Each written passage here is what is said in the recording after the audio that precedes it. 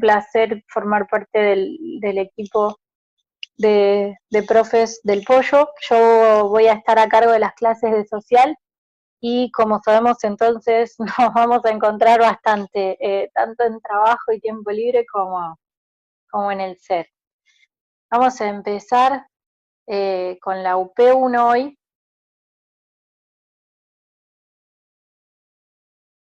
Ahí estamos. Vamos a hablar de la UP1. La UP1 es bastante introductoria y va a servir de base, por ahí algunos temas son bastante de pregunta de examen. Primero partimos de lo que es el trabajo, y el trabajo es una actividad propiamente humana, eso es una de las grandes diferencias con otros seres. De alguna manera el trabajo tiene una relación muy conflictiva con el hombre en el sentido de que puede repercutir tanto en el proceso de salud como en el proceso de enfermedad. ¿Qué quiere decir esto? Que si nosotros tenemos una gran cantidad de horas laborales o un trabajo insalubre o un trabajo donde nuestra vida está en riesgo, claramente va a repercutir, ¿no?, en todo nuestro proceso individual. El trabajo, asimismo, también forma parte de lo que es una reproducción social, o sea, forma parte de lo que es el sistema de características y relaciones que tienen que ver con la clase, el género y la etnia. ¿Qué quiere decir esto? Que tenemos dos tipos de reproducción social. Una es la reproducción social simple, que es la que damos en el ámbito familiar y que tiene que ver con una reproducción biológica, y una reproducción social ampliada, que es justamente la que forma parte de lo que es el intercambio social. Esto quiere decir que nosotros no somos individuos aislados, y por eso cuando comenzó la pandemia y la cuarentena todo el mundo sintió como una asfixia y sin saber muy bien cómo resolverlo, porque somos seres que estamos acostumbrados a tener ese contacto, ¿no?, dentro de la sociedad. Y uno de los contactos que es necesario dentro de la sociedad es el trabajo. Entonces, dentro de estas, de los hombres o entre los hombres, vamos a encontrar dos momentos en el ciclo vital del hombre. Uno es el momento productivo, y esto tiene que ver con el momento laboral de producción propiamente dicho, donde justamente el hombre se interactúa y se relaciona con la naturaleza y con los instrumentos de trabajo que tiene para trabajar esa naturaleza o esos elementos, trabaja y se desgasta, ¿no? Y tenemos un segundo momento, que es el momento reproductivo, y este es el momento en donde los sujetos consumen todo aquello que produjeron, y justamente es para recuperar y reponer lo que han gastado. Claramente que estos dos momentos uno puede después hacer un análisis mucho más crítico y decir que bueno, que en verdad hay sociedades en donde prácticamente son sistemas esclavistas o sistemas en donde no hay cuidados y donde el individuo pasa más tiempo en un momento productivo que en un momento reproductivo, y en países desarrollados en donde podemos tomarnos mucho más tiempo libre y años sabáticos o mismo la jubilación en tiempo y forma y no a los 1.000 millones de años como sucede en nuestros países, ¿no? Entonces, podemos diferenciar, ¿no?, que estos momentos no son divididos matemáticamente, tantas horas de momento productivo, tantas horas de momento reproductivo. La verdad es que bastante diferente. ¿Cuáles son los elementos que constituyen a todo lo que es el proceso del trabajo? Primero y principal tenemos lo que es el objeto, o sea, la materia, la cual vamos a transformar en un producto final. Cuando hablamos de materia, podemos estar hablando de una cuestión material, qué sé yo, si trabajo con madera, por ejemplo, o también puede ser inmaterial, y esto a veces, estos trabajos, el objeto puede ser una cuestión, una producción de un libro, por ejemplo, ¿no? Entonces es inmaterial, estoy produciendo conocimiento y a partir de ahí sale un resultado que es el libro. Luego tenemos lo que son los medios o instrumentos que van a ser los elementos que van a transformar a este objeto, las herramientas que que vamos a utilizar. De nuevo, si tenemos un objeto material o inmaterial, claramente los elementos van a cambiar. Luego tenemos lo que es la actividad humana y en este caso requiere o lo que requiere un trabajo y esfuerzo físico y un trabajo y esfuerzo psíquico, que un poquito más adelante de la clase vamos a ver esta cuestión del trabajo psíquico. Y es importante tener estas definiciones en cuenta porque se preguntan bastante en los exámenes. La garantización y la división del trabajo, ¿no? Esto que apareció a partir del siglo XIX, que ahora lo vamos a hablar en profundidad, pero que tiene que ver con que se estructura, digamos, el trabajo, la jornada laboral, las horas, si hay rotaciones, si necesitamos modificar tiempos, bueno, todo esto es lo que encontramos en esta característica. Y luego el producto, que es el resultado de todo el proceso, ¿no? Este proceso, o a lo largo de todo este proceso, podemos encontrar dos partes o dos características. Puede ser un proceso peligroso y eso puede producir un daño a la salud. Cuando hablamos de un proceso peligroso podemos estar pensando, por ejemplo, hoy los médicos que están trabajando con el COVID, por ejemplo, y de hecho lo hemos visto acá en Rosario, cuántos en estas últimas semanas, médicos, o sea, el personal de salud, digo, ¿no? Cuántos en estas últimas 2 semanas se han contagiado de COVID, ¿no? Y puede ser un proceso saludable, o sea, que no perjudique ni modifique nuestro sistema, ¿no? Estos dos momentos que habíamos dicho antes, ese momento productivo y ese momento reproductivo, van a estar obviamente interligados, como yo decía antes, y van a tener que ver con los procesos o los momentos de mayor salud o menor salud, o mayor o menor enfermedad. Todo tiene que ver con las horas de trabajo, con la calidad del trabajo que necesitamos hacer, con las horas de descanso del trabajo, ¿sí? Lo deben de haber visto en las UPs 7 u 8, creo, cuando hablan de estrés también, ¿no?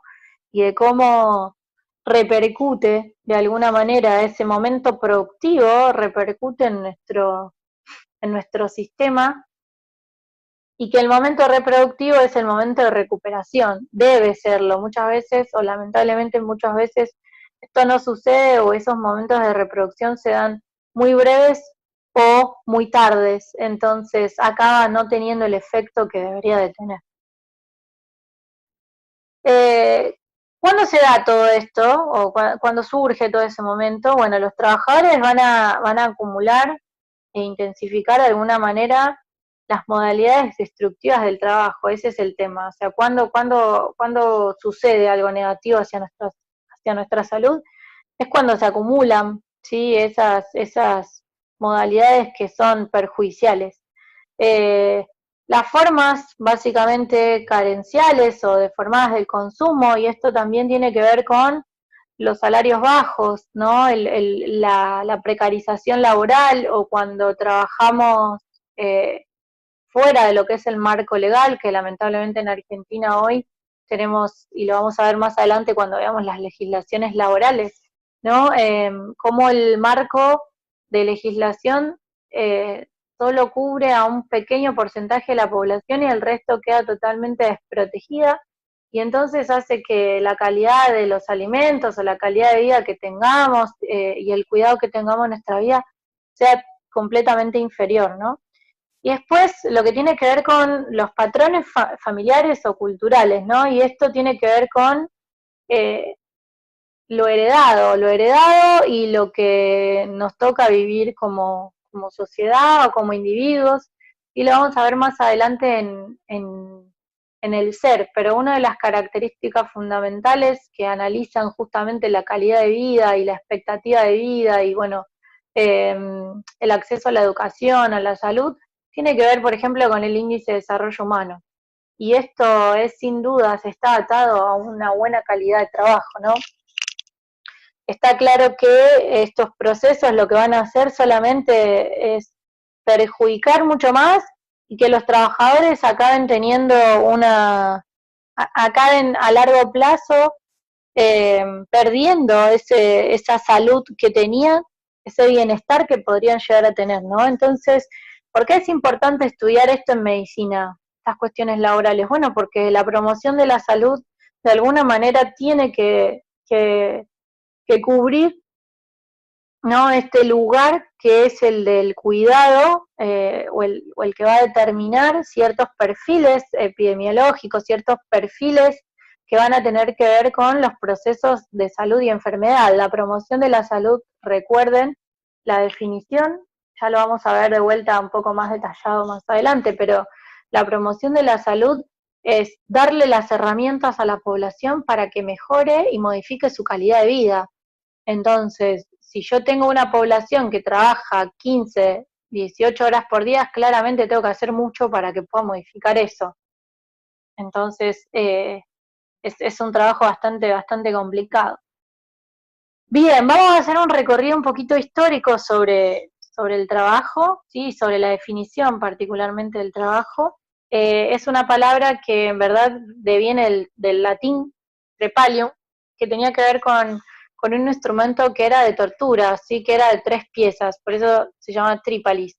En el siglo XII, cuando surge, digamos, la actividad laboral de alguna forma, acá lo que tenía que ver era con que el tripalium lo que hacía era inmovilizar a los animales de gran porte, ¿no? Torturar a esos animales grandes.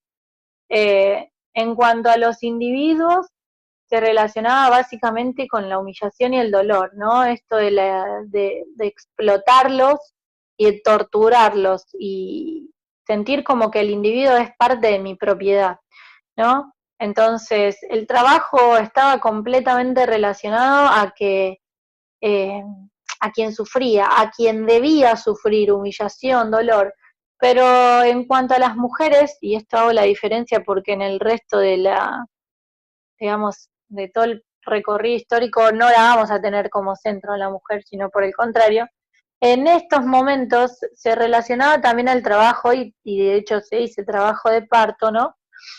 Porque justamente en esos momentos era un momento de sufrimiento, en donde la mayoría de las veces las mujeres acababan muriendo durante el parto, ¿no? Entonces, bueno, estaba relacionado con esto. Un tiempito más adelante, y esto lo vamos a encontrar en la antigüedad, así que 2 siglos más, siglo XIV, siglo XIII, XIV, vamos a tener tres grandes lugares en donde vamos a encontrar diferentes procesos de trabajo. Por un lado tenemos a Grecia, por el otro el Imperio Romano, y por el otro lo que es el Cercano Oriente, y en todas ellas estaba asociado el trabajo a la cuestión de la esclavitud. Pero la esclavitud, en este caso, tiene diferentes aristas, no es solamente el esclavo pobre que el dueño rico lo tenía, sino que también esclavos se le llamaba a los ricos que habían sido dominados, ¿no?, por cualquiera de estos imperios. Piensen, por ejemplo, en el Imperio Romano, cuando conquistaba algún lugar, por más que en ese lugar había gente rica o había gente que dirigía o noble, acababan siendo esclavos, ¿no? Porque eran dominados. O también había otra definición y eran los extranjeros, ¿no? Y esto era cuando llegaban de un lugar al otro, se los consideraba esclavos. Tal vez yo hago siempre una analogía que, bueno, ustedes los que son más jóvenes tal vez no se acuerdan, pero la película, por ejemplo, El Gladiador, ¿no? Muestra diferentes tipos de esclavos, ¿no? Muestra el esclavo negro, que había sido conquistado, mostraba al esclavo rico, que había sido dominado, y mostraba también a los esclavos que se hacían esclavos por robo, ¿no? Por cometer diferentes delitos. Entonces, bueno, había diferentes sistemas, ¿no?, de esclavitud. Y el trabajo estaba asociado 100% a ellos, ¿no?, en esta época. Seguimos un siglo más y nos vamos al siglo XV, ya a la Edad Media, en donde acá las actividades humanas se coordinaban de alguna manera para producir algo útil. Y acá la cuestión de la utilidad era fundamental. ¿Por qué digo esto? Porque acá se le llamaba trabajo no solo a algo físico, que era lo que hasta ese momento se consideraba, sino que también vamos a tener a cualquier actividad intelectual, ¿no? Y esto lo digo porque después de este siglo empezamos todo el, digamos, empieza todo el proceso que va a culminar con el siglo XVIII, que es el siglo de las luces, ¿no? Todos los procesos de conocimiento. Entonces, en este nuevo siglo lo que nace justamente es esta división, esta ruptura que hay entre el hombre y la naturaleza. Esa ruptura es parte de la idea en donde el individuo va a dominar a la naturaleza a través de ¿qué? De la ciencia y de la técnica. Esto lo van a estudiar tal vez en metodología, pero bueno, tiene que ver con el conocimiento científico. Se le llamó el siglo de las luces, ¿por qué? Porque todo el proceso científico, los conocimientos, ¿no? Tenemos un montón en diferentes áreas que producen conocimiento y por eso se le llamó el siglo de las luces, ¿no? El iluminismo, iluminar la mente del individuo, ¿no? Entonces, en esta dominación de la naturaleza, lo que va a hacer el hombre es objetivarla de alguna manera, o sea, la queda como una cosa fuera de él, que hasta ese momento, eh, yo no quiero ser muy filosófica, pero digamos, antes de este proceso teníamos lo que era digamos, el naturalismo, y ese naturalismo partía de la idea de que estábamos unidos a la tierra, ¿no? Esa idea de naturalismo se divide, y ahora empezamos justamente a verla como una cosa fuera de los individuos, eh, donde el hombre va a aprender a dominar. Entonces, lo que sucede en este siglo, que rompe un poco con la idea anterior, es que el hombre básicamente acaba domesticando y orientando su cuerpo para que pueda ser aprovechado al máximo, ¿no? Esta idea de que a través de la actividad del hombre y de la producción, el individuo y la naturaleza se unen, ¿no? Es como el proceso va a unirlos de esa manera. ¿Por qué? Porque la naturaleza ya no hace parte del hombre, ¿no? Primero la objetivamos. Y una vez que la objetivamos, producimos. Acá básicamente la idea es la satisfacción de las necesidades del individuo, ¿no? Y para eso necesitamos a la fuerza del trabajo. Acá tenemos diferentes concepciones, sí, aparecen los liberalismos, aparece el marxismo, ¿no? Todos esos ismos eh, que van a ayudar a la creación de ese conocimiento laboral, ¿no? Pero bueno, acá en este siglo XVIII lo que sucedía es que el hombre, si era buen trabajador, o sea, si era productivo y si producía, sabía hacer uso de sus potencialidades, o sea, explotaba al máximo sus potencialidades. Tiene que ver con una actividad continua, con una actividad progresiva, que de alguna manera alcanzaba un efecto que era constante, ¿no? Es como un ritmo constante. Ya acercándonos un poco más a nuestros tiempos y en el siglo XIX, lo que sucedía es especializamos un poquito más este concepto del trabajo y acá entonces empezamos a pensar que es una actividad 100% reglada y es una actividad que se vuelve profesional porque es retribuida por un salario. Y esto es importante, porque acá aparece toda la diferenciación que vamos a encontrar con las terminologías o los conceptos que tienen que ver con inacción, con ocio, con descanso, con vacaciones, con paro, ¿sí? Y eso va a estar determinado de alguna manera por lo que es la creación de la División Internacional del Trabajo, bueno, se crea la Declaración y los derechos laborales a nivel internacional, digamos, empieza a haber todo como un marco legal, por eso es la profesionalización, ¿no? Y ya en el siglo XX lo que vamos a encontrar, y es sobre todo en la última parte del siglo, bueno, acá vamos a encontrar con la globalización, ¿sí? En los últimos 20 años del siglo XX, vamos a encontrar una gran inversión extranjera directa, lo que es esto, que quiere decir que hay capital de inversiones de empresas extranjeras, o sobre todo de países desarrollados, que se colocan en países en vías de desarrollo y muchas veces es invirtiendo en sus propias filiales y muchas otras veces es invirtiendo capital en empresas locales. Lo que hace esto es básicamente, en muchos de los casos, es una desestabilización económica muy grande porque la necesidad de los países en vías de desarrollo de capital es mucho y entonces las condiciones son sumamente perjudiciales, ¿no?, para estos países. Encontramos también en los años 90 principalmente lo que es la precarización laboral, o sea, quiere decir que se cobra menos y se trabajan más horas y los marcos legales son más flexibles y donde no hay un cumplimiento de la ley laboral 100%, ¿no? Entonces, acá empezamos a ver también cómo el consumo se apodera mucho de lo que es la fuerza laboral. ¿Por qué? Porque yo trabajo más para consumir más, ¿no? Es esto que muchas veces han escuchado por ahí hablar, ¿no? Esta sociedad consumista, ¿no? Consumimos, consumimos, pero trabajamos, trabajamos, trabajamos. Bueno, esto es como un círculo vicioso que se hace, eh, que es imposible o es muy difícil modificar, ¿no?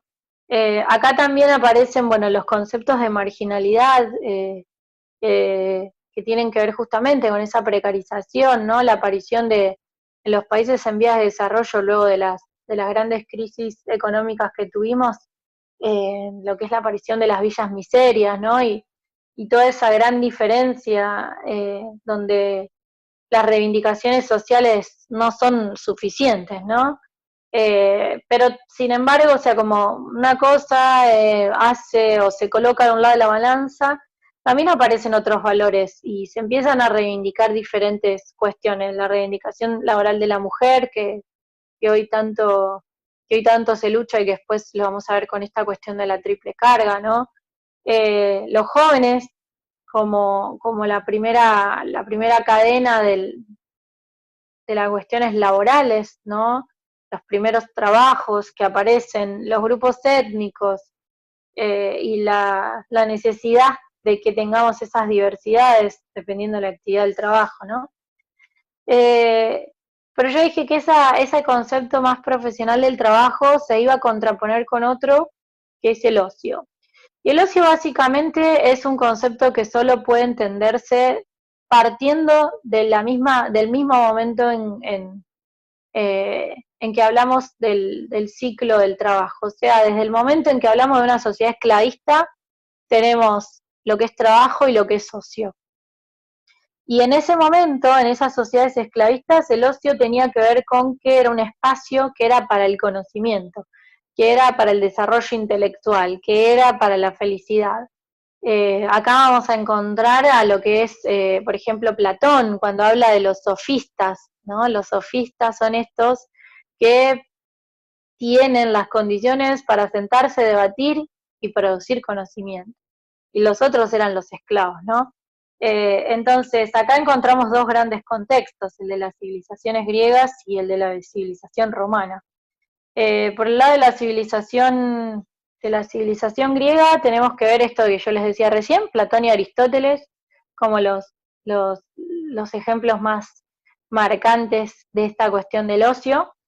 En este caso, el esclavo básicamente era el que cubría las necesidades materiales de la sociedad, y después estaban estos sofistas y estos filósofos que dedicaban justamente su tiempo a buscar las verdades supremas, ¿no? Y hablaban entonces, por ejemplo, en el libro de la República de Platón, ¿no? Cómo los sofistas se sentaban un día y decían, bueno, y hoy hablemos de la democracia.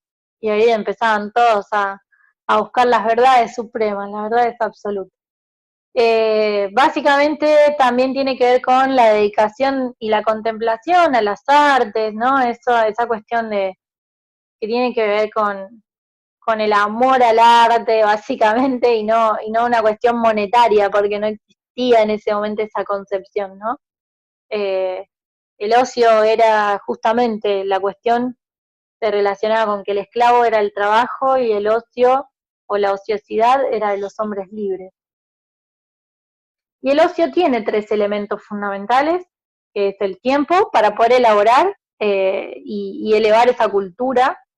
Después tenemos lo que es el fermento intelectual, que es justamente la necesidad de explicar cuestiones metafísicas o mitológicas, por eso es que aparece toda esta cuestión filosófica y a veces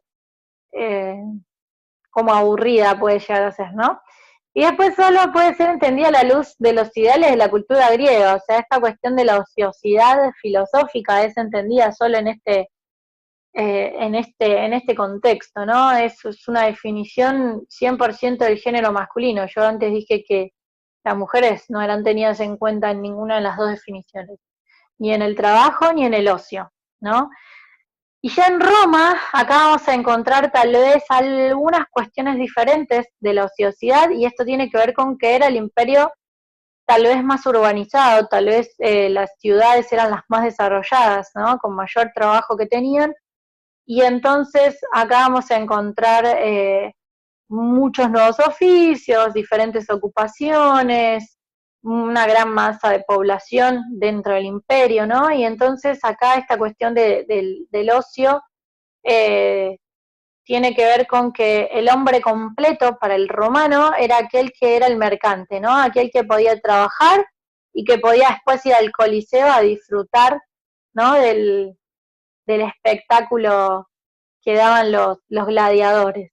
Ese era como un individuo completo, porque el esclavo no tenía ocio, el esclavo no tenía ese derecho de disfrute, por el contrario, el esclavo muchas veces era el que formaba parte de esos gladiadores, ¿no? Entonces, el ocio se va a expresar directamente con estas cuestiones colectivas, ¿no? Con estos circos romanos, con estos espectáculos. Fíjense cómo se diferencia de lo de Roma, ¿no? De lo de los griegos, que los griegos era una cuestión individual, metafísica. Bueno, acá estamos hablando de actividades concretas que tienen que ver con el espectáculo, con el placer que se le encuentra a asistir a un espectáculo, ¿no? Pero ¿qué pasa? El imperio cae y entonces la iglesia toma el lugar o el control de ociosidad que tenía el imperio. Y entonces acá la cuestión de la razón es reemplazada por la cuestión de la fe, y el tiempo, acá el tiempo religioso es sagrado, ¿no? Es para los católicos el domingo, el día santo, y para los judíos el sábado, para los adventistas también el sábado, digamos. Hay un día en que la religión, en este caso, lo dedicaba al descanso, a la contemplación. Y ese era el momento de ociosidad, ¿no? ¿Por qué? Porque ya no era una cuestión de trabajar, sino era una cuestión de contemplar, de orar, de tomar conciencia de que el Señor creó al mundo y que ese era el momento de ociosidad, ¿sí?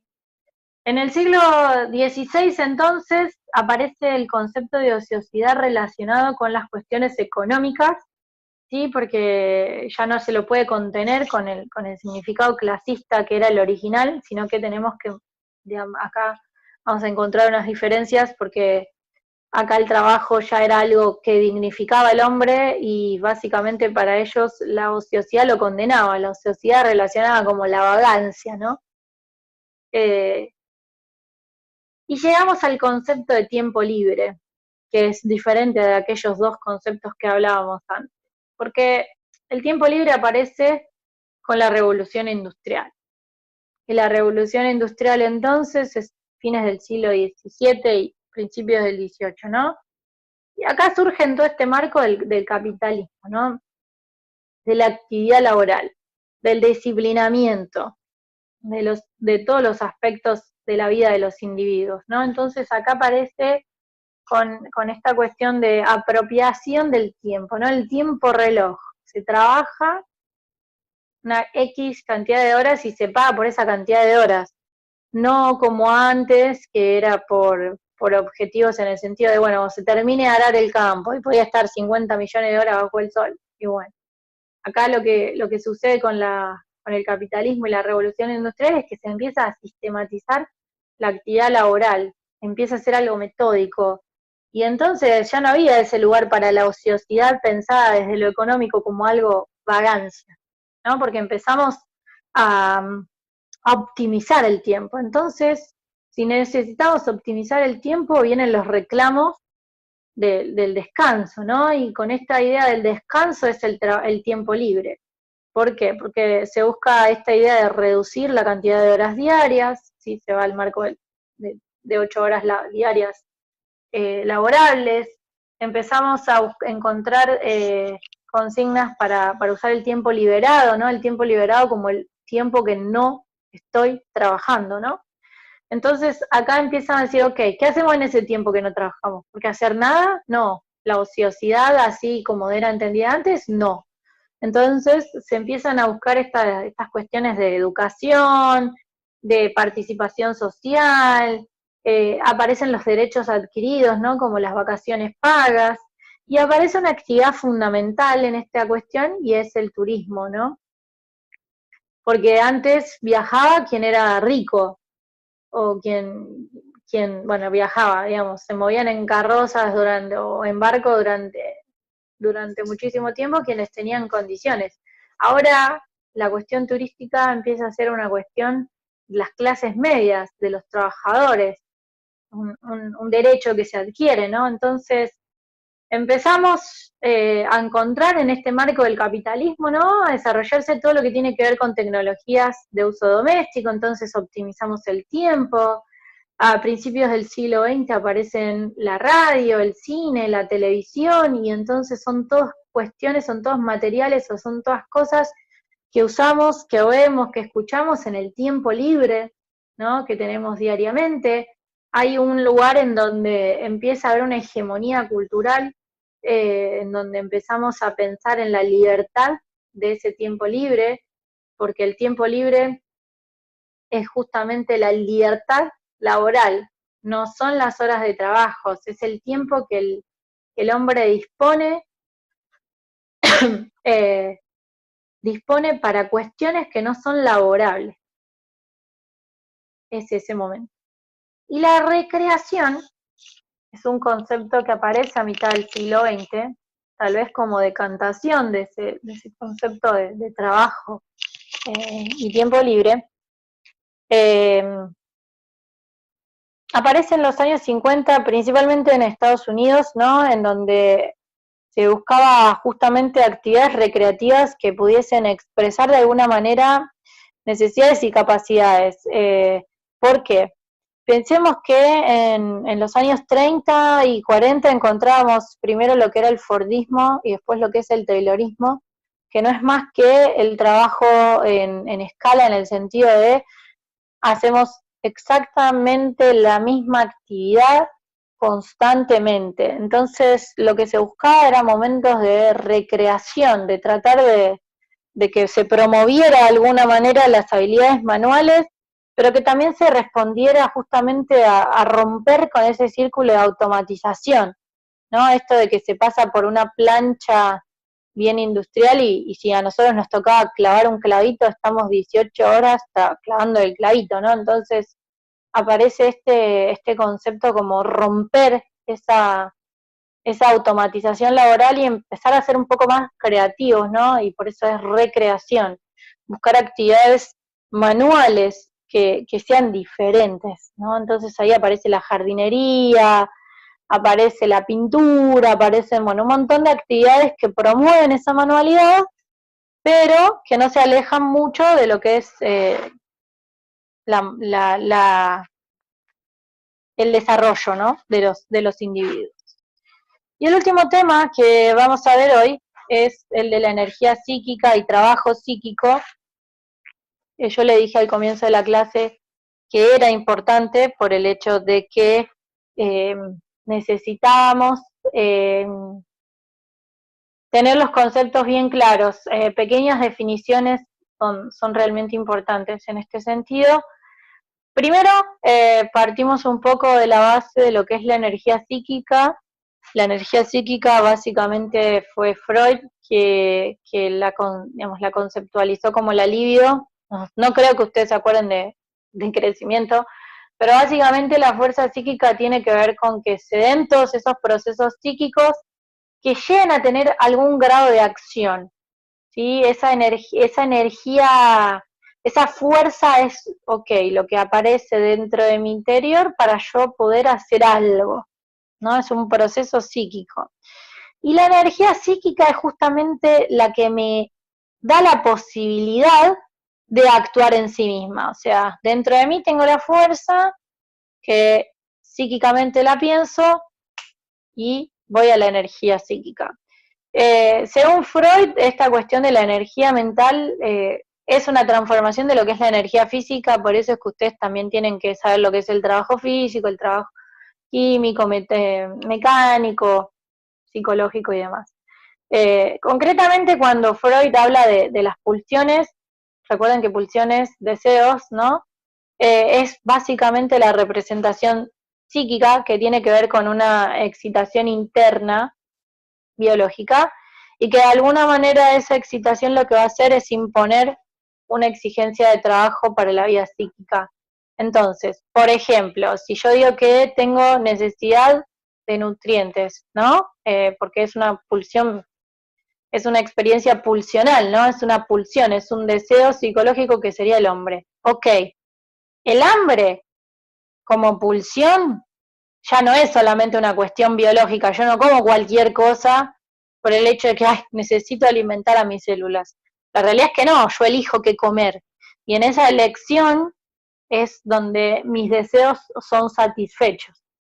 Es como una cadena, ¿no? Esta cuestión de las satisfacciones. Ahora, ¿cómo interviene lo que es el trabajo psíquico?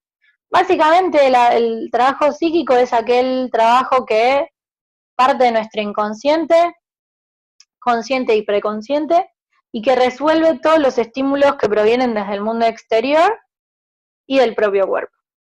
Entonces, el aparato psíquico lo que hace es transformar esa energía manejable, esa energía psíquica, a través del mismo aparato.